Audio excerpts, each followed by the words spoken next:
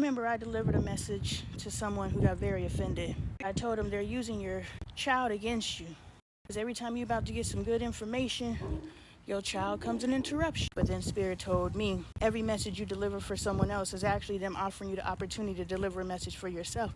You don't know what you need to pull out yourself until someone comes in front of you and pulls it out. That's why we're reflections. Because the information that I am translating, because the information is there for everybody to receive, but unless you are tapped into your divinity, you can't receive it, and depending on your lens, how you receive it. Then all these different people, things, TV, music, yada yada, experiences, every single thing comes into my field of awareness, and because I am present and paying attention, I'm able to translate the information I'm receiving. All information we receive requires a translator, and the translator is in the spiritual realm, is in you paying attention to what's going around you. If you pay attention to what's going on around you, you can translate. Pay attention to me. I'm predicting the future, y'all. I'm a year ahead. So if you do what I'm saying today, even though it sounds crazy, I don't know what this is talking about. Me neither. I'm getting it just like you getting it. What you pull? Oh, what the hell? Goddamn dog. Stop pulling me. Stop pulling me. No, why are you running from me? I'm running with you. Jesus, stop, dog. I ain't built for that. We supposed to be trying to walk and talk, not run.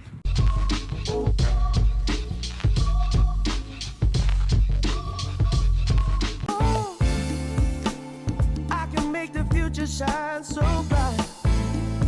Alright, we are learning about what pay attention is. And we came up with our own definition of what paying attention means. If we just say pay attention, he's going to pay attention in accordance to his understanding, and I'm going to expect him to pay attention in accordance to my understanding. So it is important for us to determine what the act of paying attention is. To pay attention is to use as many of the 6 senses to determine what is happening. And if you are doing that, you are paying attention. Will you share with the people what our 6 senses are? Sight, sound, hearing, smell, taste, touch, and Intuition. Our 6 senses are intuition and our God self, which means our God inside of us. So your intuition and your God self, you should always access God no matter what. Okay? Okay. No matter what you're doing, you need to make sure that you're using your intuition or you're inviting God into the conversation. So now we know how to pay attention. So anytime you're in any type of situation, this is living. You need to pay attention to everything, not just when someone's talking to you and when someone's teaching you something. You need to always pay attention. When you're walking down the street, you need to be paying attention to what's going on around you, because there's all types of things that's happening while you're just going through life. You can hit reset whenever you want to. There's certain gateways or portals that we walk through in life that they're just reset buttons. Matriculation from one grade to another, birthdays, anniversaries, weddings, births, all these different major moments in our lives are opportunities for us to rewrite ourselves and to reinvent ourselves.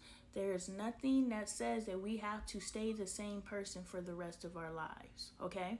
I just saw a video today of me. I was like, I can't believe I looked like that 5 years ago. I don't even look the same, let alone talk the same. Somebody sent me a message today and was like, are you okay? Because you talking a certain way. And I was just like, yo, God's trying to turn me into a civil rights activist, and I don't want to be that person. And when God turns me into a civil rights activist, I'm coming for all the activists, because y'all playing. But all y'all gonna come at me with all the facts, and I'm like, facts are distractions. Those are lies and distractions. Yes, it happened, but okay.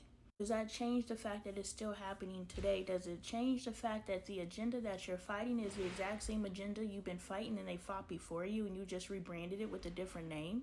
When are we going to stop pushing the old narrative to solve present day problems? It's not working. It hasn't worked. The revitalization of the community is the restoration of the community. You get in a relationship, she's unfulfilled, and you are not loving her in her love language, and you're not allowing her to express love in her love language because you only want to be loved yourself, and she's kind of locked in there because that's the way she loved you, and now you're like, why are you trying to change? It's like, I'm never changing, you just never allowed me to be me. And so now I'm unhappy. So now when we're standing at the bar and you're saying, can we just have fun like we used to? No, because you won't allow us to have any conversations about fixing what's out of sync here. In the beginning, we were never in sync because I just wanted to be in your vibration, so whatever I needed to do. But now I'm done shrinking myself to be around you, and you haven't recognized how good a woman I am because you're not used to a good woman. And I haven't really shown you because I've shrunk myself. So can I take some accountability here? Stop dating beneath your energetic self. If you can't grow him, why are you there? Because growing him grows you. The higher you get him to go, the higher you got to go to take him. So, if we just focus on giving instead of taking, we would solve a lot of our problems. Instead of male versus female. I ain't raising no man. If his mama didn't do it, fuck the next bitch. Hollering, sisterhood. His mama's a sister too, sis. So is that next bitch. Understand you're being prepared. It may look like a dog fight. But notice in that dog fight, you were never harmed. People on the outside looking in like, yo, she getting her ass kicked. But you on the inside and you fighting. You're like, why aren't I getting touched even though they pulling on me and biting on me and trying to kill me, but I don't have a scar to show for it. That's how you know you have entered into the devil's lair, but you are protected by God because you have to go through the fire. This is the darkness before the dawn. You have to go through something to go to something. And we just learned that from two dogs dancing in my yard. Depending on the depths of degree, a guy only has one bag of tricks. So the same bag of tricks he uses to get that girl over there or his wife, he's going to use the same bag of tricks because he's only been practicing one bag of tricks. That's why you date for marriage, which means you practice what it would be like to be a husband, not because you're going to marry her, but you are dating women worthy of your best. Why would you date someone that's not worth changing for? Whose time you wasting? You should only date potential because that grows your potential. These women are mad at y'all, so they're not interested in helping raise you guys. So let me tell y'all to raise yourself. Go date a girl who's out of your league. And whatever she says you need to do in order to get in her league, do that shit. And that's how you... See, Spirit's like, stop giving the jewels.